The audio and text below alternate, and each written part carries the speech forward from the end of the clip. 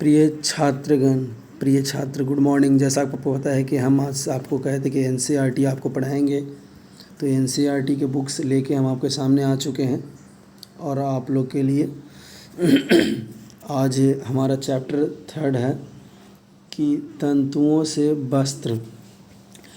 वस्त्र के बारे में हमको जानना है। सामग्री अथवा वस्त्रों को विविधता होती है, जैसे सूती, रेशमी, ऊनी और पॉलिस्टर। हम आपको थोड़ा थोड़ा करके पहले डिस्क्रिप्शन पढ़ाएंगे, उसके बाद आपको ये सब चीज़ें पढ़ाएंगे।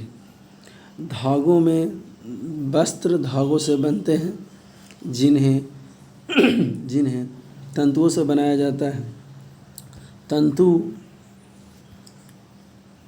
तंतु या तो प्राकृतिक होते हैं अथवा संश्लिष्ट रेशम, ऊन और जूट के कुछ प्राकृतिक तंतु हैं, जबकि नायलॉन और पॉलिस्टर कुछ संश्लिष्ट तंतु के उदाहरण हैं।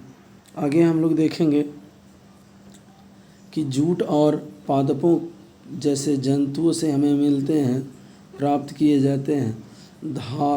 धातुओं से धागे बनाए जाते, तंतुओं से धागे बनाए जाते हैं और उसके प्रक्रिया को कताई कहते हैं।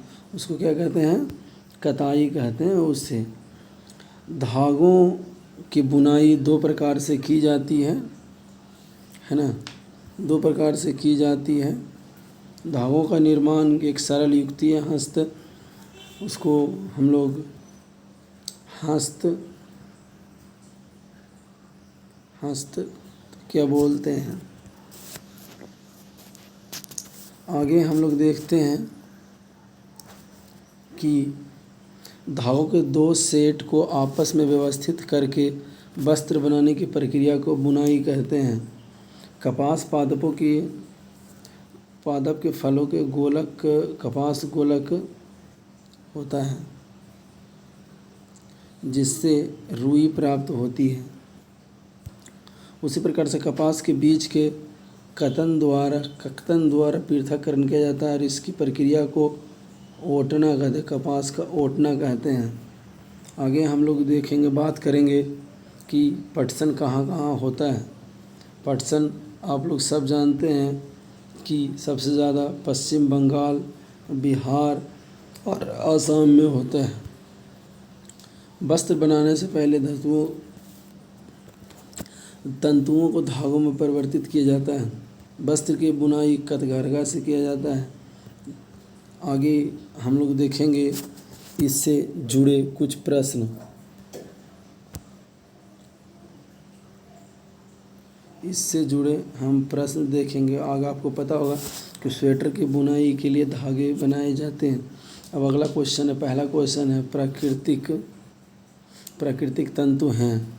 प्राकृतिक तंतु किसे कहा जाता है? तो प्रकृति से हमें रुई प्राप्त होता है, इसलिए हमें रुई को कहते हैं।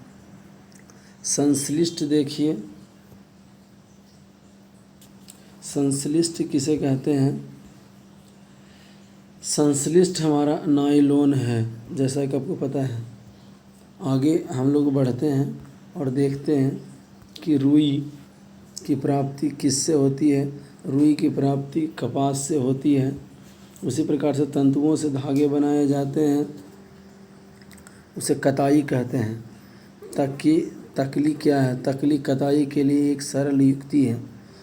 संश्लिष्ट तंतु नहीं है और रेशम संश्लिष्ट नहीं है। ऊन की प्राप्ति किससे होती है? ऊन की प्राप्ति उपयुक्त सभी से, बकरी, भेड़, ऊँट, इन सब से होती है। आगे हम लोग बढ़ते हैं। रुई क्या है? रुई एक प्रकार का कपास से प्राप्त करने वाली प्राकृतिक रेशा है। लोगों को व्यवस्थित करके वस्त्र बनाने की प्रक्रिया को बुनाई बोलते हैं। चरखा के संदर्भ में सही कथन क्या है? चरखा के सही कथन है कि महात्मा गांधी जी ने बनाया था। चरखा से कताई की जाती है ना? चरखे के बारे में उपयुक्त ये सभी चीज़ें हमारे लिए है। अगला टॉपिक हमारा है, उसका नाम है वस्तुओं को समूह बनाना। वस्तुओं को समूह बनाने के लिए देख लीजिए, इस प्रकार से है। आपको समझ में आ रहा होगा, आशा करते हैं।